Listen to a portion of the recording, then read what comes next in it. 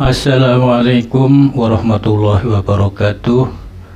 Alhamdulillah wa syukurillah. Wassalatu wassalamu ala rasulillah. La haula wa la quwata illa billah. Polemik diusulkannya Habib Salim Al-Jufri menjadi pahlawan nasional 2025 oleh Gus Ipul mendapat tantangan keras dari para aktivis pejuang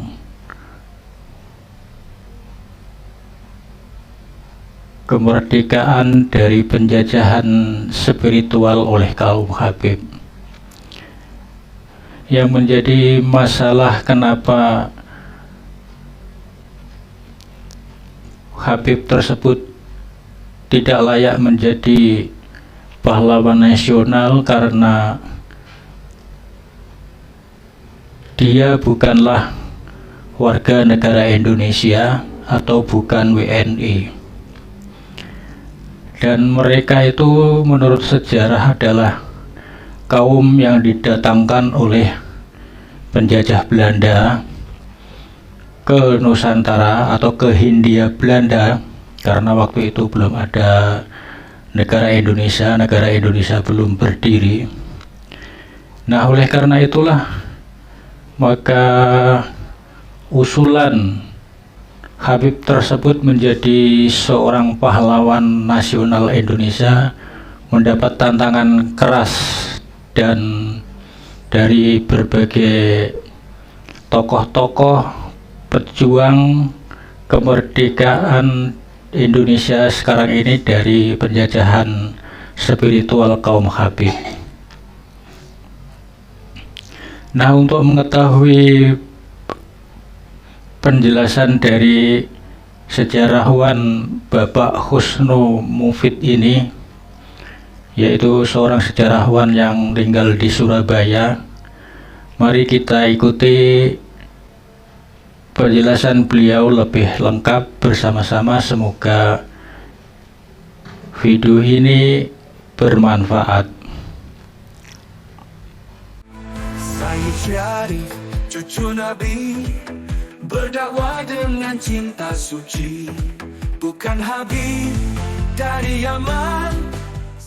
Kali ini saya akan membahas tentang polemik yang begitu hangat pada minggu-minggu ini, yaitu tentang diusulkannya Habib Idrus bin Salim Al-Jufri dari Sulawesi oleh Gus Ipul pada tahun 2025 ini. Apakah benar layak untuk diusulkan sebagai calon pahlawan nasional?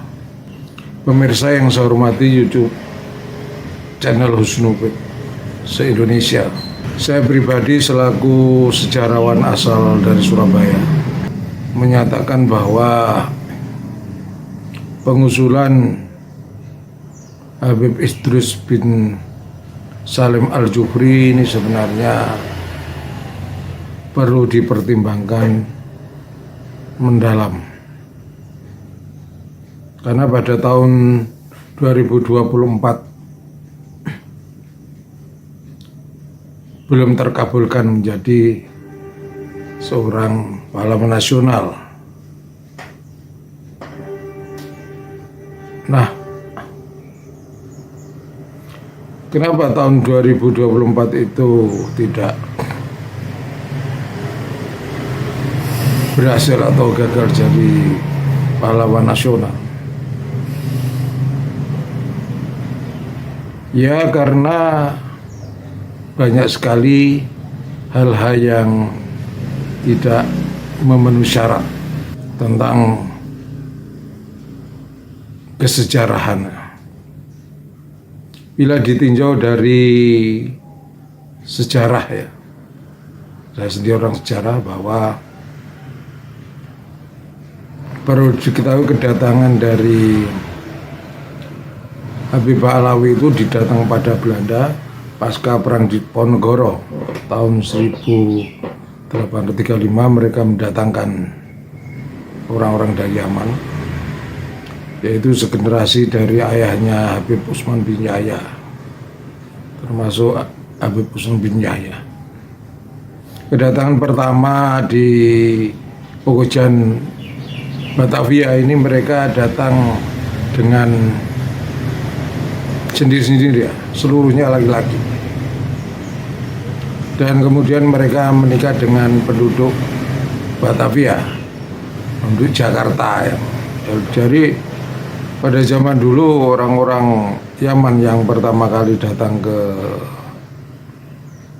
Jawa di Batavia itu ditempatkan di daerah Pekojan yang dulu pernah ditempati oleh orang-orang Bangladesh yang beragama Islam ya.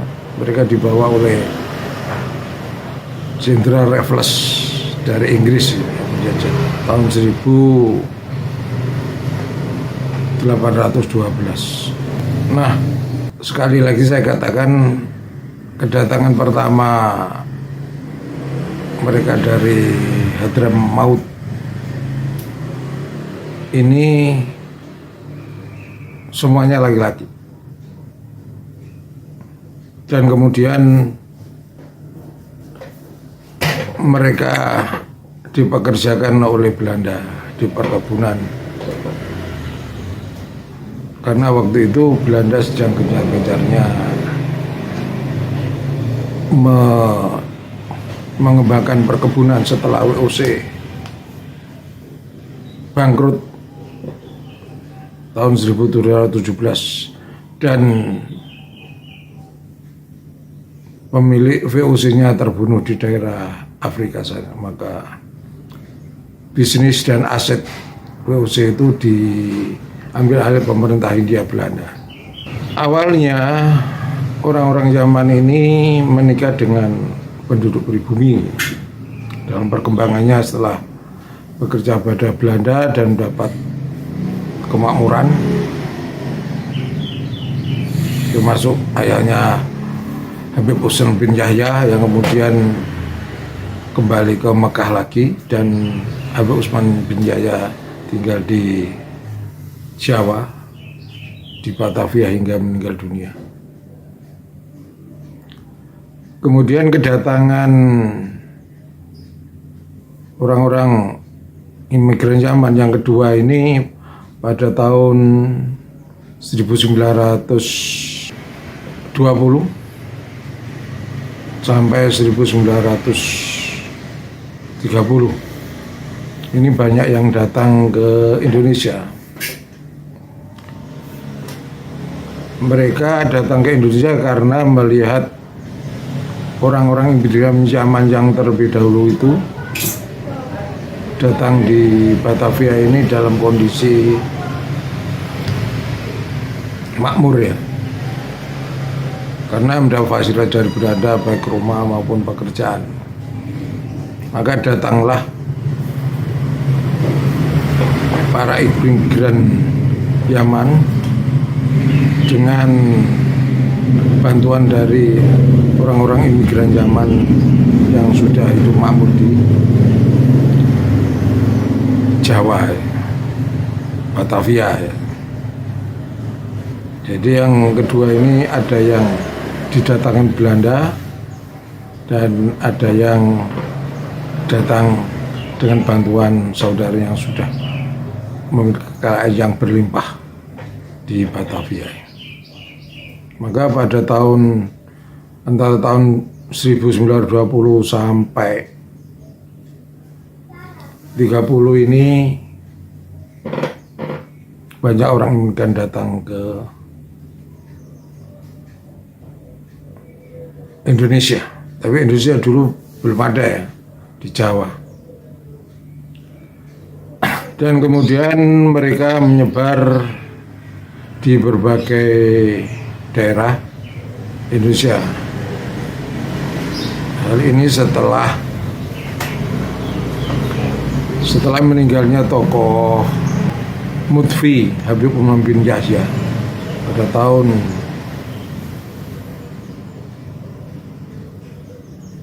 1913.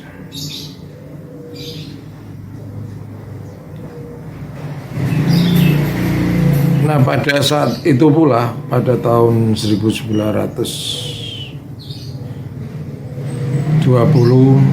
sampai 30 ini, Belanda mengeluarkan program yaitu politik etis, istilahnya politik balas budi ya. Nah, politik balas budi itu adalah politik yang memberikan kemakmuran bagi penduduk yang terjajah. Tapi sebenarnya tidak. Politik etis atau politik balas budi itu ada 3 isinya, yaitu membangun irigasi. Jadi kalau di daerah-daerah Indonesia itu ada irigasi, itu sebenarnya tinggalan hasil kebijakan dari politik etis. Tapi itu kan untuk mengairi perkebunan tebu, perkebunan tembakau, perkebunan karet dan perkebunan yang lain gitu. Jadi sebenarnya kembali untuk kepentingan Belanda lagi. Yang kedua adalah mengadakan transmigrasi gitu. Nah, dari sinilah awal mulanya banyak orang-orang imigran Jerman yang dikirim ke berbagai daerah. Setelah mereka menetap cukup lama di Pekojan, Batavia, mereka dikirim ke berbagai daerah, misalnya Pekalongan, Kudus, Sumeneb, Banyuwangi, Malang, kemudian Kalimantan juga, Sampit ya. Ya, orang-orang Madura banyak yang dikirim ke Sampit untuk berkerjakan perkebunan. Juga dikirim ke daerah perkebunan di Jawa itu, di Solo, di Jember, ke Malang gitu. Orang Madura dikirim ke sana. Ini program transmigrasi ya, termasuk Habib-Habib Alawi juga dikirim ke sana, ke berbagai daerah itu. Makanya antara orang Madura dengan Habib Alawi itu bergandengan tangan gitu. Salah satunya misalnya di Jember itu orang-orang Madura dikirim ke perkebunan, misalnya perkebunan Tanggul. Nah, di situ Habib juga dikirim, misalnya pada tahun 1930 yaitu Habib, ayahnya Habib Mukhtar itu, yang di Jember, Habib yang di Tanggul itu ya dibawa ke sana di dekat perkebunan gitu. Makanya hubungannya kan bagus antara orang Madura yang dipekerjakan di perkebunan dengan para Habib itu.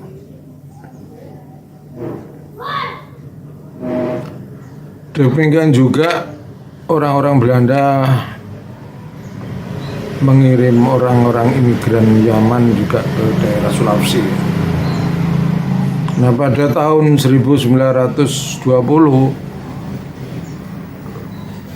Habib Idrus bin Salim Al-Jufri datang ke Indonesia di usianya 40 tahun. Beliau berada dikirim ke Sulawesi Selatan. Nah, keberadaan Habib Alawi ini sebenarnya tidak langsung menuju ke tempatnya, tapi memang diatur oleh Belanda, pemerintahan Hindia Belanda. Nah, Habib Idrus bin Salim Al-Jufri ini di Sulawesi,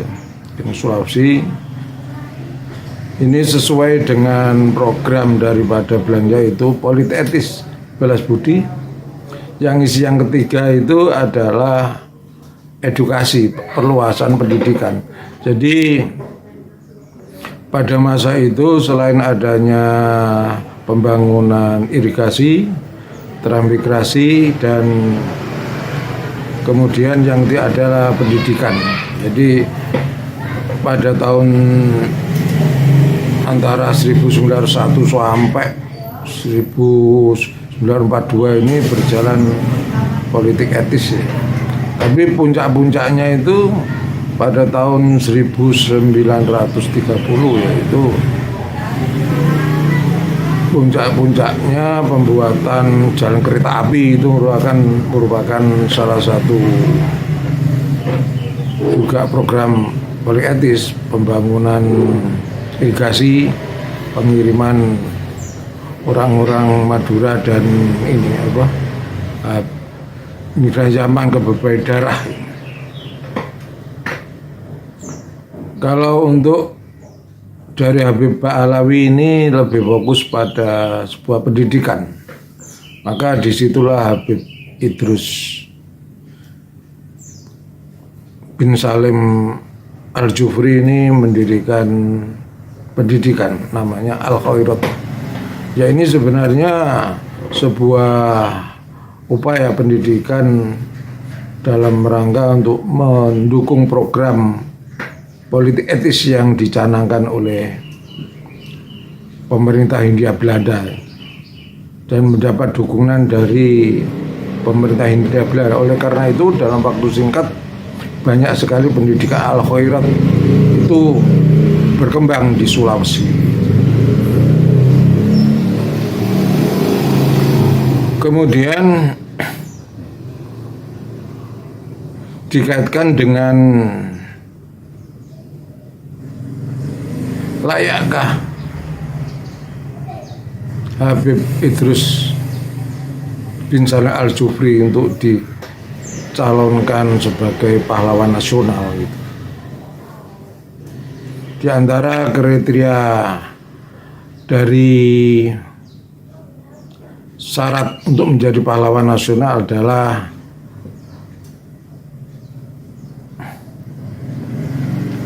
penduduk asli atau pribumi.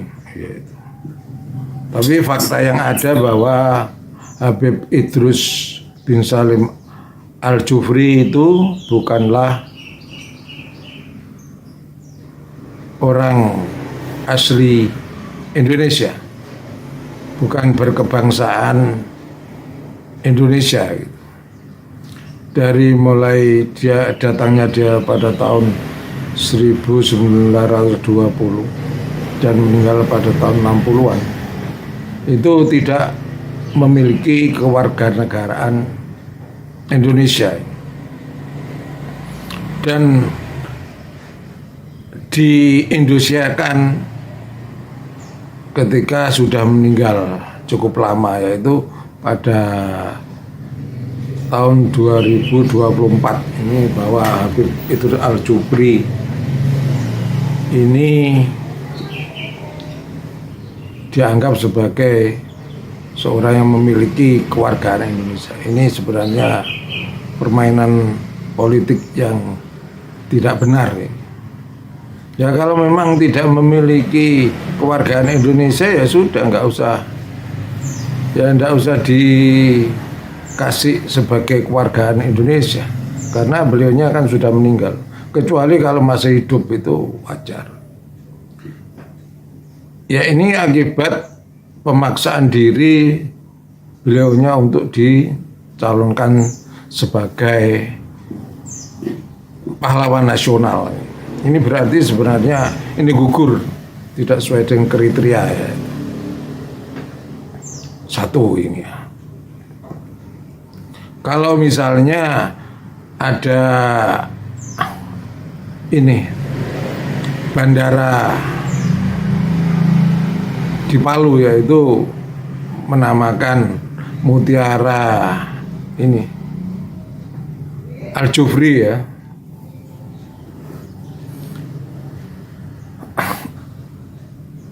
Jis Al-Jufri ya. Itu diambil dari nama Habib Idrus.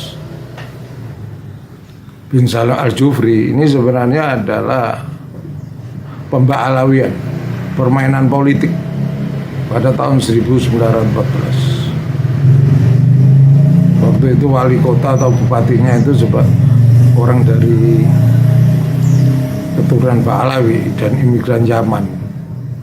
Ini merupakan hal yang tidak bisa dibenarkan karena pada masa Bung Karno bandara udara Palu itu bernama Mutiara, kemudian diganti dengan Mutiara Jis Al-Jufri. Ini sebenarnya pembelokan sejarah, penghapusan sejarah yang ditancapkan oleh Bung Karno. Ini tidak bisa dibenarkan. Ini berarti bahwa sudah gugur ya, tidak layak untuk dicalonkan sebagai pahlawan nasional. Kemudian pada masa hidupnya, pada awal mendirikan sekolah Al-Khairat, Habib Idrus bin Saleh Al-Jufri ini mendirikan pendidikan Al-Khairat. Ini sebenarnya ya mendukung program politik etis balak budi oleh Belanda. Di bala itu dia punya pendidikan, tapi yang awal-awalnya itu kan yang sekolah itu kan ya dari kelompok mereka, yaitu Habib Ba'alawi, orang-orang imigran Yaman. Sementara orang pribumi tidak ada. Pada waktu itu orang yang sekolah pribumi, kalau pribumi sendiri ya oleh karang bangsawan, minimal anaknya lurah. Dan lurah itu sebenarnya pada waktu itu itu keturunan dari kerajaan. Jadi orang-orang kecil, rakyat kecil itu tidak bisa sekolah, baik sekolah ongkoloro gitu. Dulu kan belum ada SMP, perguruan tinggi belum ada. Yang ada yang sekolah ongkoloro. Jadi tidak semua orang bisa mengecam pendidikan, hanya kaum bangsawan dan anak-anak pejabat. Juga di Al-Khairat juga itu yang sekolah ya anak-anaknya Habib Ba'alawi dan orang-orang imigran Yaman.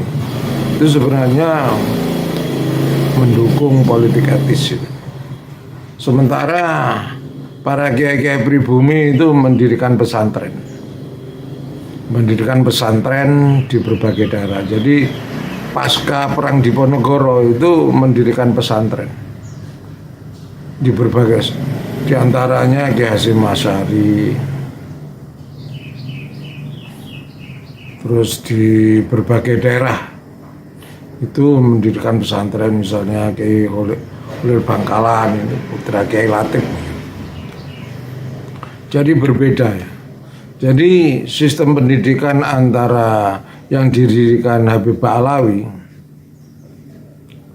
yaitu salah satunya Habib Idrus bin Saleh Al-Jufri dengan Kiai Hasyim Asy'ari itu berbeda. Habib Idrus bin Salim Al-Jufri itu sistem pendidikannya ya sistem pendidikan model-model Belanda ya.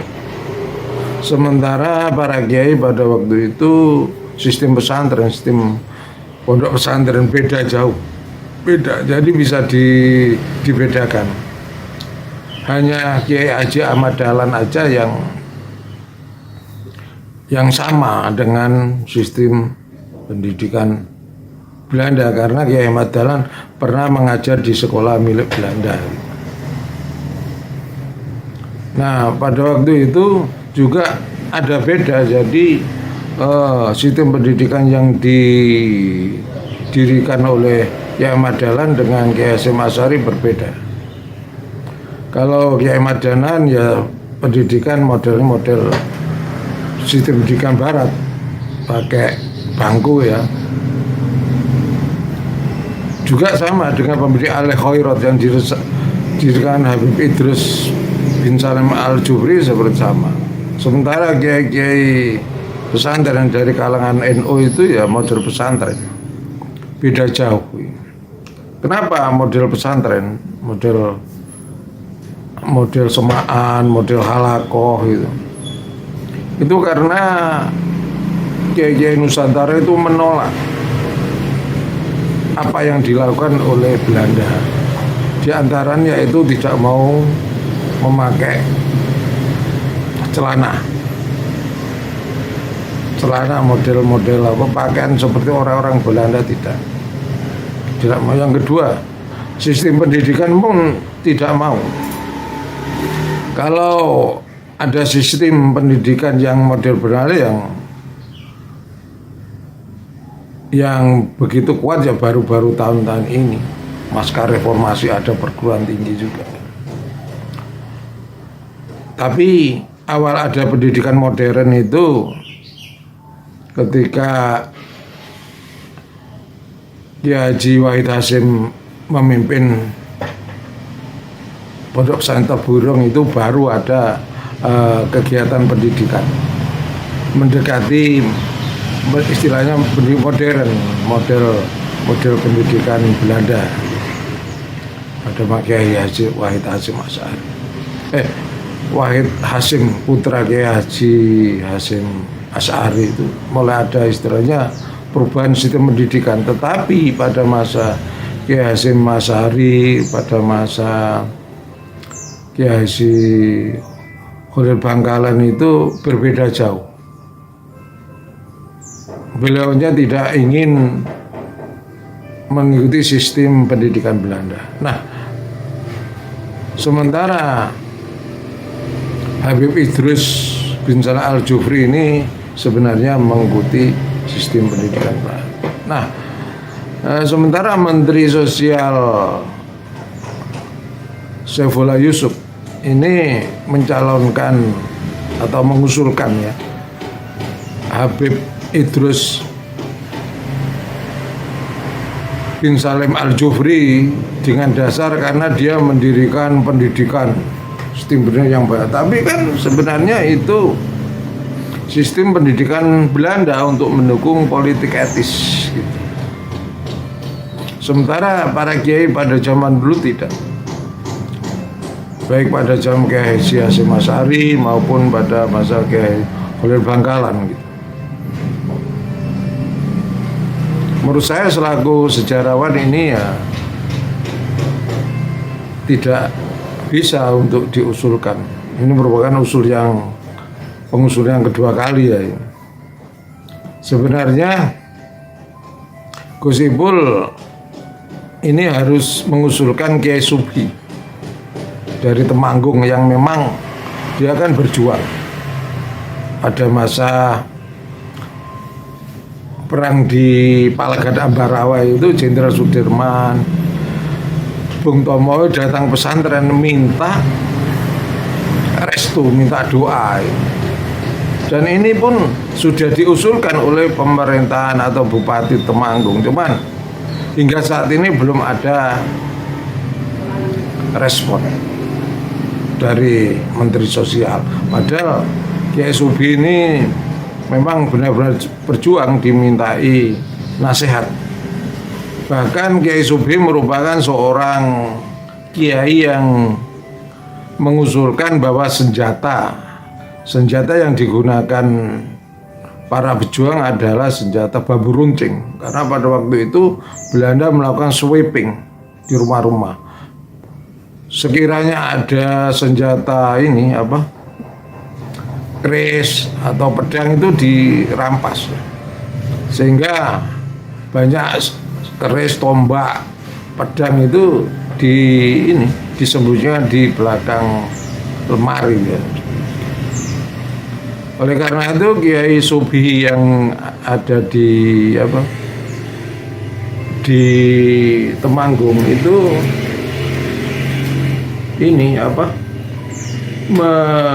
beristihad bahwa senjata yang harus digunakan oleh umat Islam pada waktu itu adalah dengan menggunakan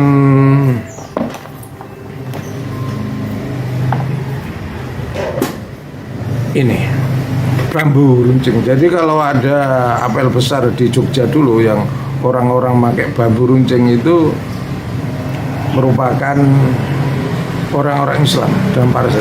Ini adalah foto dari Kiai Subi. Ini. Dan saya telah menulis buku ini, Para Kiai Pejuang Kemerdekaan. Ini sudah saya tulis. Kiai Subi memang layak untuk mendapat penghargaan, tapi hingga saat ini belum mendapatkan, padahal sudah diusulkan oleh pihak bupati di Temanggung itu.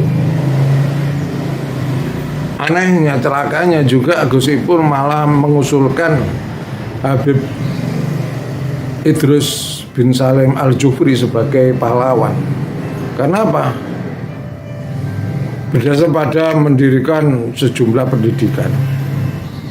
Ini sebenarnya tidak bisa dibenarkan. Kenapa tidak benar? Karena apa? Karena Habib Idrus Al-Jufri bin Salim Al-Jufri ini pada masa hidupnya tidak pernah melawan penjajahan Belanda.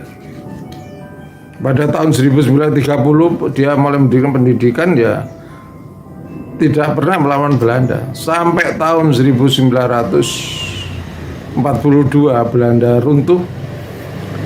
Kemudian jajah Jepang pun tidak ada perlawanan dari Habib Idrus bin Salim Al-Jufri ini. Juga pada masa agresi militer pertama, agresi militer kedua ini tidak ada fatwa dari Habib Idrus bin Salim Al-Jufri. Yang ada fatwa dari Kiai Hasyim Asy'ari. Sementara Kiai Hausil Bangkalan pun pernah melakukan aksi demo melawan Belanda, pun pernah gitu. Kiai Hausil Bangkalan sebenarnya berhak mendapat gelar pahlawan. Nah, ini sebenarnya Gus Ipul selaku Menteri Sosial ini harus tanggap ya, apalagi beliaunya sebagai Sekjen PBNU sampai sekarang ya. Jadi merangkap jabatannya. Selain Menteri Sosial juga Menteri Sekjen ya. Ini sebenarnya harus tanggap seperti ini, sehingga tidak menjadikan cibiran atau tertawaan dari para sejarawan. Dan sebenarnya tim daripada penilaian itu bukan hanya budayawan, tapi sejarawan perlu jadi tim penilai. Sepertinya dari sejarawan tidak dilibatkan hanya budayawan. Budaya dengan sejarawan itu berbeda. Ini sebenarnya Gus Ipul harus memperjuangkan para Kiai NU yang benar-benar berjuang melawan Belanda. Bukan hanya Kiai Subi aja sebenarnya, masih banyak. Salah satunya ini Kiai Abbas Buntet. Ini berjuang langsung pada tahun 1945 di Surabaya, terjun langsung. Tapi hingga kini tidak diusulkan oleh Gus Ipul. Ya, mungkin karena Gus Ipul kan tinggal di Pasuruan. Tinggal di Pasuruan itu kan sebenarnya para Habib Ba'alawi sangat kuat. Dan mereka sebenarnya menutup sejarahnya Sunan Ampel itu. Sunan Ampel pertama dari Campak datang ke Jawa itu kan lewat Pasuruan, pelabuhan Pasuruan itu, menetap di situ. Kemudian ke Mojopahit, setelah Mojopahit kemudian ke Surabaya, ke Kembang Kuning, habis itu ke daerah Ampel. Ya, ini Kemungkinan akibat Gus Ipul selaku Menteri Sosial tidak paham tentang sejarah dan tidak paham tentang sejarah dan tidak belajar sejarah. Ini saya mengatakan ini bukan membenci dari kaum Pahlawi ya, tapi ini meluruskan sejarah, faktor sejarah yang harus diluruskan. Dan saya menyatakan ini kebenaran, kulil haq walau kana murran, yang kebenaran kepada Gus Ipul selaku Sekjen PBNU dan selaku Menteri Sosial. Ini harus diperhatikan. Jangan sampai Kiai NU yang sudah berjuang, yaitu Kiai Subhi dari Temanggung dan Kiai Abbas Buntet dari Cirebon, ini tidak diperjuangkan. Ini seharusnya diperjuangkan untuk menjadi seorang pahlawan. Ini bukti sejarah. Sementara Habib Idrus bin Salim ini tidak ada catatan, walaupun dilacak sampai ke Leiden Belanda ini tidak ada. Ya, emang nggak ada berjuang, nggak ada fatwa. Yang ada fatwa aja Kiai Hasyim Asy'ari.